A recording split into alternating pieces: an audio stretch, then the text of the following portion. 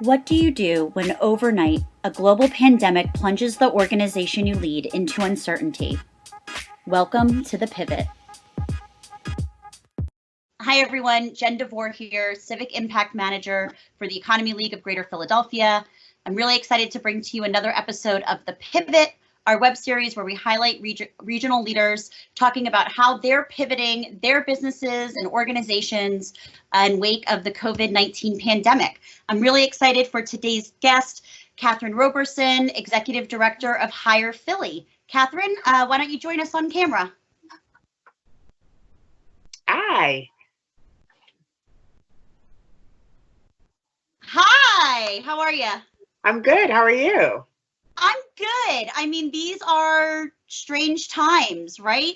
It's interesting to see everybody in their home setting, and I appreciate you taking time out of your busy schedule to talk with me today. Yes, no, interesting times for sure, but I'm really glad to be talking with you and exploring this whole concept of the pivot because so many of us find ourselves in that position right now. Absolutely. And I have to say, you were one of the first people that came to mind when we started to think about this idea at the Economy League because of the exciting work that you're doing. When I started to share the pivot and this idea of several people said to me, they're like, you got to talk to Kathryn because she's doing something really interesting right now. So why don't we get right into it? Why don't you tell us a little bit about your organization, Hire Philly, and what it's all about? Sure. So Hire Philly, officially named the Hire Philly Coalition, is really Philadelphia's only employer-led workforce development organization. And so we really have a membership of area employers that are either based here or have a really large presence in Philadelphia who have made a commitment to working together as a collaborative to really get to the bottom of Philadelphia's toughest workforce challenges. It is a layered issue. It is not a simple issue. And we can have, different programs and different hiring events and different, points of communication and information that we give to the public to help them understand how to get a job and where the job opportunities are. But we realize that that's only a portion of the work that needs to happen. The other half of the work needs to happen within the employer. And we really have to be able to create a platform or a table to discuss how employers need to maybe look at their HR practices and look at how they're making jobs available to the general public and making sure that they can actually meet the public where they are. Because, as companies continue to evolve, they understand that their success is in their employee base. And so it's really about creating solutions and strategies that better connect the opportunities that the employers have available to those who need them the most, and doing it with the employer perspective really as that foundation. That's great. And something that's much needed throughout Philadelphia for sure. I mean, and we'll get into this, but probably even more so now when you look at, the lost opportunities that have been happening in light of everything that's going on. So you talk about your organization's mission to really bring people to the table. We know that usually happens best in person, but we can't do that right now. So talk about how COVID-19 has affected your mission. Sure. So it has definitely made us look at how we execute our programming in a very different way. 95% of what we do is in person, whether it is employer convenings, hiring events, workshops for HR professionals, and a whole host of other things. It really all relies on getting together in person. And so when we were forced to have to postpone our large-scale annual career and resource fair, it made us look at things differently. And it was always a part of our priorities or our programming to host smaller virtual career fairs on an ongoing basis. We realize, again, from a hiring perspective, it's not enough to just have one big hiring event one day out of a 365-day year. So we wanted to be able to host these events virtually periodically throughout the year. We were assuming about quarterly to deal with, seasonality, graduations and, other things that happen throughout the year that create a surge in job opportunities as well as a surge in people looking for a job. And so we wanted to be prepared to respond to those things quickly through virtual career fairs. So the whole concept of virtual career fairs was not unknown to us. We just never thought we'd be doing it on the scale that we ended up doing our April 1st fair on, because we thought all of our large scale events would be in person. Yeah, and this really just happened just a few weeks ago, and with April 1st, being, just a few days ago, it really seems like a very fast turnaround. When did you first start to realize, like, we're really going to have to change how we're going to do this? Yeah, so because the event was, or still is, it's just postponed, a hiring event, I was very clear with my team, my board, and all of our stakeholders that we were going to only take our guidance from the health department and the city of Philadelphia in terms of whether or not we needed to cancel or postpone the event. I was not going to jump the gun or, be overly dramatic in canceling just because that's what everyone else was doing, because it was too important. This was not a large party. This was a huge hiring event, and with a whole host of other resources that were connected to it. And I just did not want to cancel that if we didn't absolutely have to. Obviously, we quickly found out as this pandemic began to unfold, particularly here in this country and in our region, and it became clear within a matter of days of, kind of finding out more about what COVID-19 was and its impact, that we very quickly went from, it was kind of a novel concept, to, okay, no, we really have to postpone. We cannot host an event of this size, without having some serious health concerns. So it was the week before. So the original event was supposed to be on March 16th, which is a Monday. It was Monday the week before. So exactly 7 days before, where reality had set in that this was not likely to happen. And we made the official announcement the Tuesday before.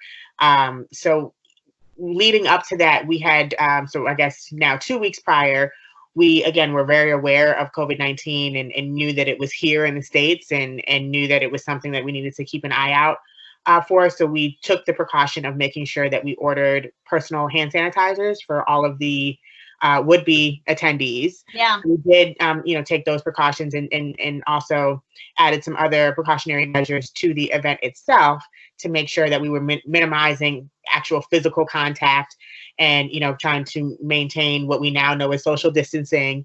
So we were kind of taking it a day at a time and a step at a time. But the official choice or decision to postpone came about a week prior to the original March 16th date.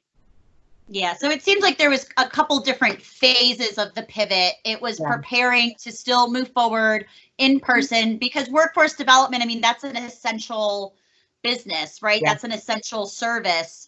And so I definitely understand the need to move forward with that. So it's taking precaution, and then it's kind of just, you have plan B, and then plan B goes out the window, and now you need plan C. Yeah. So tell us about how you went online with such a large scale event. Talk about the number of participants, and what that experience was like that day. Sure. So as I mentioned, Hire Philly is a membership-based organization. So we have employers that are members of Hire Philly, and one of those employers is the city of Philadelphia. And so we had talked with them very early on about this whole concept of virtual career fairs, because that's something that they were doing themselves within the city as an employer for some of their hiring needs. And so when they joined Hire Philly, it was kind of a natural part of our conversation around how, we partner with them in a meaningful way. And it was through the partnership with the city that we had always intended to host virtual career fairs at some point, again, on a smaller scale. When it came to the in-person event that was supposed to be in March, what we said was, the reality is there are a lot of people who need jobs, and there are a lot of jobs out here that are available, but not everyone is going to be able to make it to the Kimmel Center between the hours of 9 a.m. and 2 p.m. on one particular day. So we had thrown around the idea, do we have a pre-event virtual fair or post-event fair where, again, people can go online and speak with recruiters in the event that they could not make it in person. So there was always this kind of add-on component using the virtual platform Brazen that we ended up using. So when it came time to have to postpone the in-person fair, that's how we were able to move so quickly and just getting everyone repositioned on the virtual platform, because that expectation had already been set that if the recruiters wanted to participate in either the pre or post virtual event, they could, just to maximize their, opportunities to speak with as many job seekers as possible. And, obviously the jobs that are available now in some ways look a lot different than the jobs that would have been available at the in-person fair. Everyone's having to pivot and everyone's having to shift gears. And unfortunately, some industries are completely shuttered at this point. Yeah. So we did lose some employers, but there's a direct correlation between the employers that we lost and the industries that are essentially not operating right now. And then we gained some employers. So we gained a lot of those essential retailers like grocery stores and home improvement hardware stores, drugstores that were not necessarily participating originally, that realized they had a sudden need, because everyone's at home and they now have to go out and purchase these things at a higher demand, than was there before. So it's really interesting to see how the dynamic of who the employer participants were in the original fair versus in the virtual fair. But as far as making the pivot, it was something we were able to do quickly because we already had the tools in place. Yeah, no, that's great. And the fact that it came, even though you've been planning this, and this is a fair that's annual and it's expected from your organization, the timing to happen at, to coincide with so many Philadelphians losing their jobs or, becoming more underemployed, that's just like an incredible opportunity there to make the most of. Now, I assume that a lot of the employers, even if it was their first time with a virtual job fair, they were equipped to do that. Can you talk a little bit about, from the participant angle, going from an in-person job fair to now participating one virtually, what that was like for people seeking employment? I think there was definitely some apprehension at first, because for a lot of people, even if they have a laptop or a smartphone or, are accustomed to technology, they're not accustomed to the level of reliance on technology that we're all experiencing right now.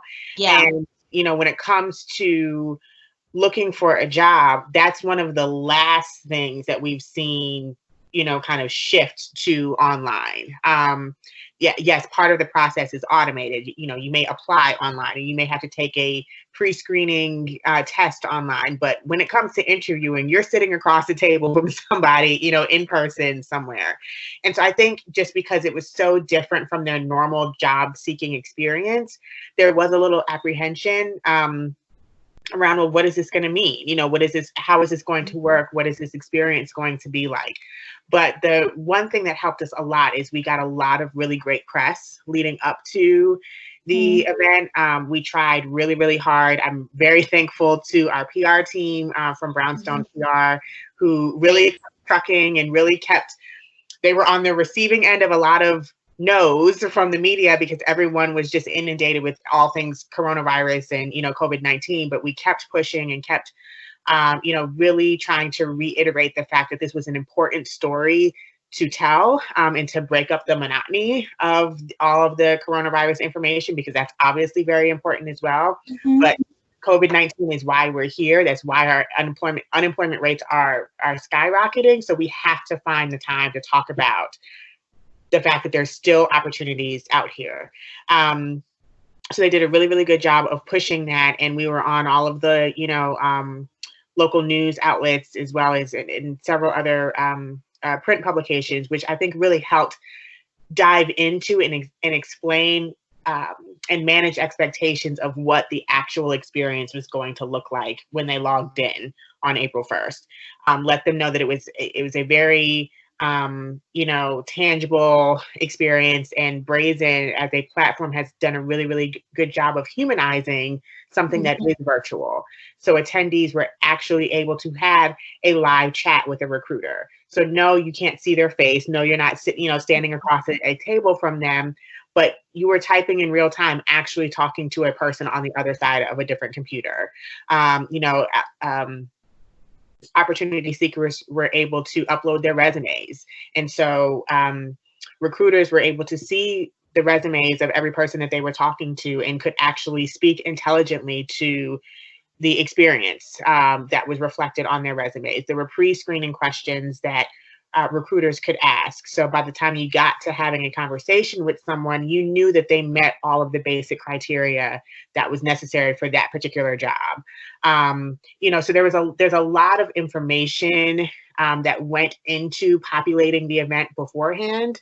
So no, again, it was not, you can't see faces, you're not standing next to someone or across from someone, but it still felt like a very, humanized experience, that there was one-on-one contact and interaction with another person, and a lot of details for both opportunity seekers and the recruiters to see about the other party.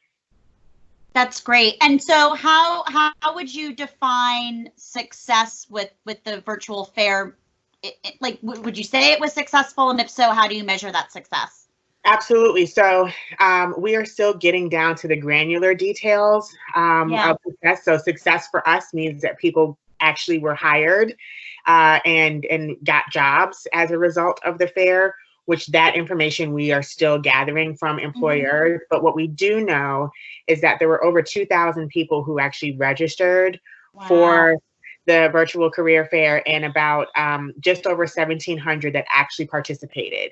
And what we know from Brazen, amazing. Yeah. What we know from Brazen is that they typically have about a 50% retention rate from those who register and those who actually show up, where we were well over 80%. So we completely, shattered the industry standard there, which was really amazing. And one of the things that you can see at any given moment on the admin side of the platform is how many active chats took place between opportunity seekers and recruiters or community resources, because we did have several nonprofit organizations participate as well to talk about their programs that they have to help folks at any time, but particularly during these really unprecedented times. So we had about 1,700 people show up, and there were close to 1,500 successful chats that actually took place. Wow. And so what we're working through now with all of the community resources and employers is now drilling down to the detail of what those 1,500 chats, what the end result of those chats were. So what were the number of conditional offers that were extended on the spot, the number of interviews that were extended. And then, it's been a little over a week now. So of the interviews that have happened thus far, how many of those have resulted in a conditional offer or moving forward in the hiring process? And then really kind of getting an understanding of, for those who were hired either immediately or at some point further down the line, what types of roles were they placed in? Were these virtual roles, or were these roles where they're for businesses that are deemed essential, so they're physically going into work somewhere? Understanding kind of the salary range or the hourly rate range. So we really want to get down to the very finite details around this, so we can really, one, just show that this is work that we need to continue to do, but also look at how we are creating career paths for Philadelphians. I mean, it's not a secret that we have an unemployment rate that's higher than the national average, and this is pre-COVID-19, as well as a poverty rate that is embarrassing to discuss. And so I made a conscious decision when I came on board as executive director that this is not job placement. This needs to be career placement.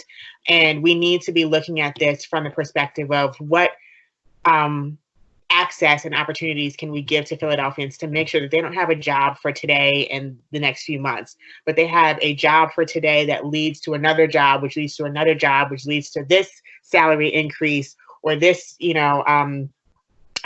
development opportunity, so that we're really setting people on a path, a career path that is, sustaining across several years and can really lift people out of poverty or their current circumstances. And so it's really important for us to get down to that level of detail.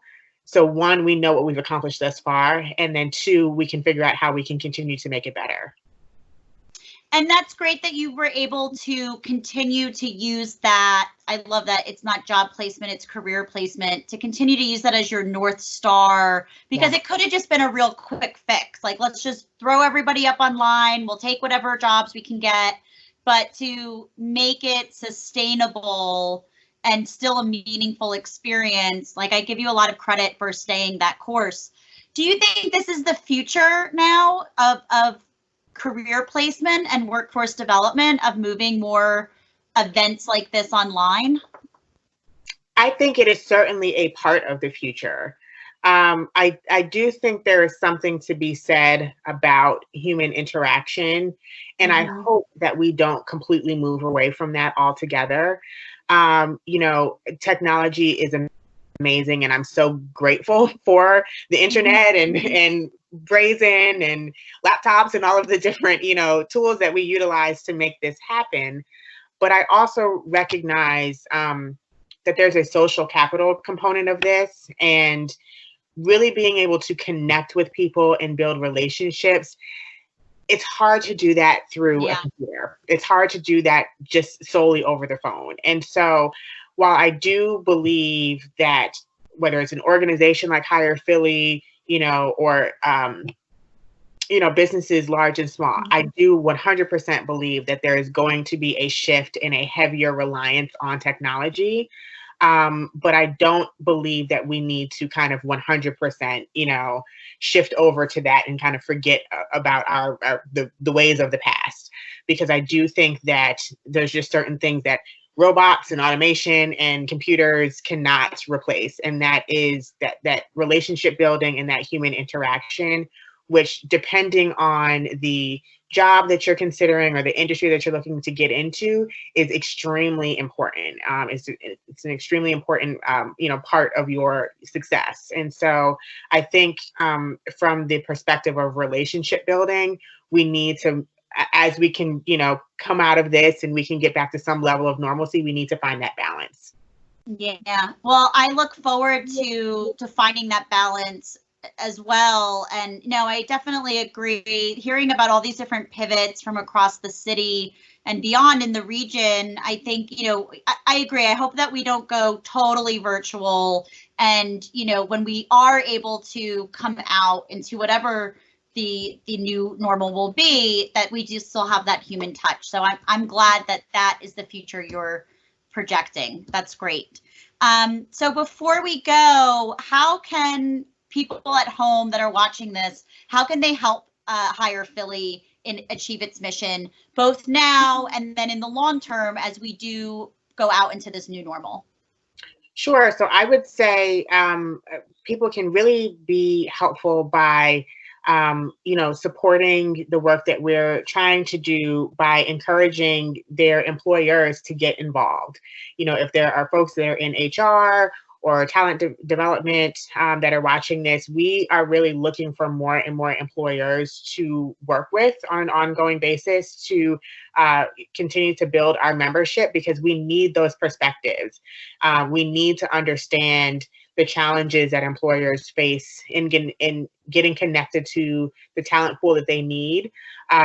Just like we need to understand the challenges that the talent pool has in accessing those opportunities. It has to be kind of a two-way street or a dialogue, so to speak, so that way we can create those solutions that bring both the opportunity seeker and those with the employment opportunities together on the same page. So one of the biggest ways that people can help is by connecting us with employers that are committed to really investing in creating the solutions that will help put more Philadelphians to work. Also, just continue to follow us, so for the opportunity seekers that are out there, or, the individuals who are just looking to make sure that they are aware of the various resources, follow us on social media. We're on Facebook, Instagram, Twitter, all across the board. And continue to go to our website to learn about the programs that we have available. We sit in the middle of both parties, the public and the employers, and we can't do the work that we do without either side. So we definitely need the additional employer support, but we just want to make sure that more opportunity seekers know about us and know that they can come to us to get that employer perspective that is helping to make sure that we can employ more people. That's great. Yeah, and we'll share after we wrap this interview. I'll share on the screen how you can reach out to Kathryn and Hire Philly on social media and on the web. So last question. This show is inspire innovation and collaboration, and kind of showcase these early pivots as so many of us at home are figuring out our own. Do you have any advice for somebody that's leading an organization or a business on how they might be able to rethink or restructure their goals and pivot themselves? Sure. Yes. I would say take a minute to step outside of your normal role and step outside of the everyday details that you're used to focusing on within your organization, and think about what your true value is. What is it that your organization does better or differently from any other organization? And when you think about it from that perspective, when you're not so focused on, well, we run this program, or we work in this school, or we do, where you're not thinking about it so specifically, and you're kind of taking that step back and thinking about it from a broader perspective, you'd be amazed at how you can begin to think about how you can reapply that value in a slightly different way. And, we pivoted on one of our programs, which is, this hiring event that we do on an annual basis. But the reality is we're having to pivot completely as an organization. Some of our other programs that we do just simply won't work in the same way that they were intended to work because of the reality we find ourselves in. So we're having to think about what our larger pivot is as an organization, and how we can still show value, and how we can still have a perspective that informs workforce development work, even if we're dealing with lower hiring rates and higher unemployment rates. And so, but that process and that line of thinking requires taking that step back. And so I would just encourage those, whether you're leading an organization, large or small, or if you're just an individual at home, maybe displaced or out of work, or your role has been reduced as a result of the circumstances we find ourselves in, just everyone should take that step back and think about what it is that they do best, what their unique value proposition is, and how can that value or those skills be transferred to something else, because most of what all of us do has some level of transferability in it. Mm-hmm. And it's just a matter of kind of rethinking and retooling what we do best. That's great. Thank you so much, Kathryn. This was really wonderful. I thought you've got a lot of really great, inspiring things. I feel like calm after this interview. Like it's all going to be okay. That's great. So I certainly hope so. We'll just put that in the atmosphere that it's good. We're all going to come out of this, and it's going to be fine. And we'll be smarter and more creative as a result of what we're going through now. So that's how I'm choosing to look at it. I think that's great. So you can find Kathryn and Hire Philly online at hirephilly.org, on Instagram, on Facebook. also on Twitter by the same name. Kathryn, thank you again so much. We wish you the best of luck as you move forward and execute this pivot. Speaking of the pivot, thank you for watching at home. If you have a pivot of your own or know someone who does, please let us know. We would love to tell your story. You can contact us at pivot@economyleague.org, and you can also find us online and on Twitter as well. I'm Jen DeVore, Civic Impact Manager of the Economy League of Greater Philadelphia, and this is The Pivot. Thank you so much. Have a great day.